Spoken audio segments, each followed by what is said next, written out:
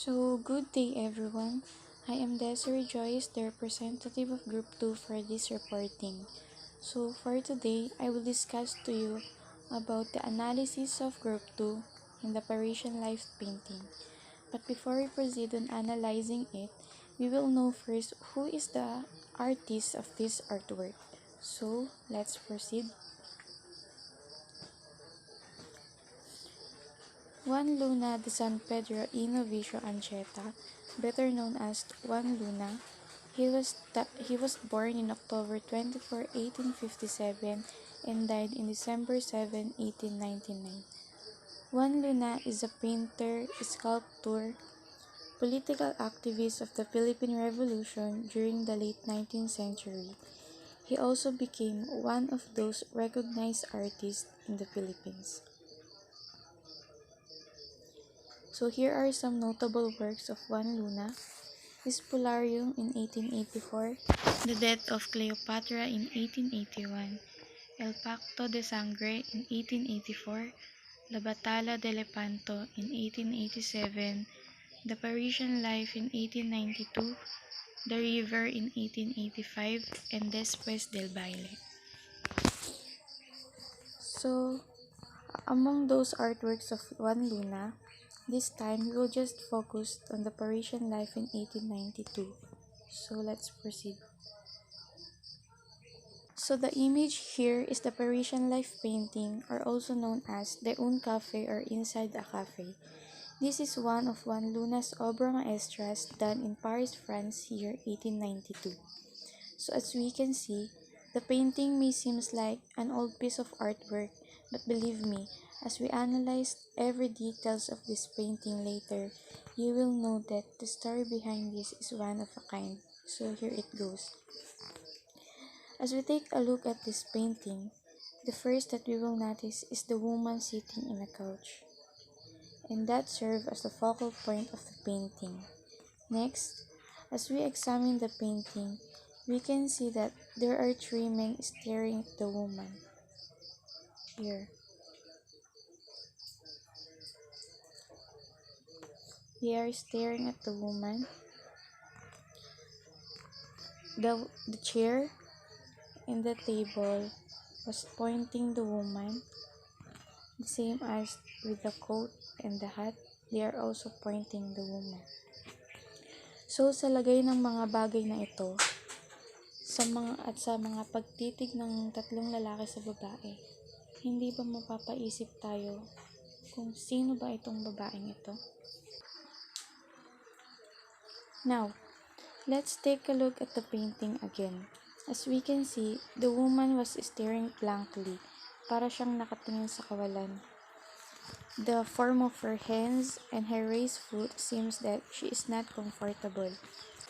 Now, as we examine carefully the awkward position of the woman, isn't it that it is matched to the Philippine map? So, let's reverse the painting.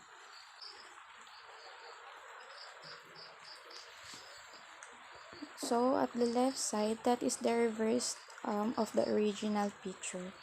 Now tell me, isn't it that the position of the woman is matched to the map of the Philippines? It is matched to the shape of the Philippine map.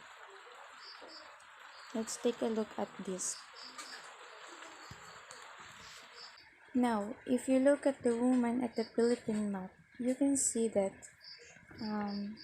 the arm of the woman serves as the Palawan in the Philippine map. Let's take a look at this. This is the arm of the woman and this is the Palawan. So therefore, when we analyze it carefully, it seems that the woman in the painting is the representation of our motherland. Let's proceed. This is the Philippine map. So going back to the painting, it seems that the story behind this is the woman has a companion. May kasama yung babae. Because as we can see, there is a vacant seat and a coat and a hat, and also two glass in the table. Mag-isa lang naman ang babae na nandun. Now, let's focus on the glasses at the top of the table. So, as we can see, the other glass is still full while the glass of the woman is almost half. So it seems that there is an attempt to exploit the woman. Now, as we go back to our Philippine history, we all know that España exploited the Philippines. Next, as we look at the woman, it is noticeable that there is a vertical line above her head and also there is a black scarf in her neck. There is a vertical line and this is the black scarf. So as we look at it carefully, as we put them together, it seems that the woman is being hung, nakabigti. So meaning the woman is in danger. Nasa kapahamakan yung babae. Again, looking back to our Philippine history in 1892, the Philippines is in the brink of rebellion. So here, this apparently shows that the Philippines was going through a time of struggle because they were being oppressed by the Spanish that time. Or the Philippines is under the colony that time. Hawak ng Espanya ang Pilipinas sa leeg. Gets? Now, looking back to the painting, as we noticed a while ago, there is a three men in the background, which are actually the well-known Filipinos, Juan Luna himself, Jose Rizal, and Bautista Lin. They are staring at the woman and seems that they are planning or talking about on what they are going to do to save the woman or ang bansang Pilipinas. And that ends the analysis of Group 2 for this painting. So let's recall, the woman here in the painting represents the Philippines. At yung tatlong lalaki na nasa background are the well-known Filipino, which are actually Juan Luna, Jose Rizal, and Bautista Lin. Nakatingin sila sa babae or nakatingin sila sa listang kalagayan ng Pilipinas that time. At pinag-uusapan kung paano nila masisave ang ating bansa, ang ating inang Pilipinas. So, ginamit ni Juan Luna ang kakayahan niya sa pagpipinta upang iparating ang nais niyang sabihin. He is trying to awake the Filipinos' consciousness and want us to stand for ourselves. So, take note, the Parisian life painting is not just a lady sitting in a cafe or a couch, but rather holding a message that he wants to convey to the Filipino. So this is the GSIS president, Winston Garcia.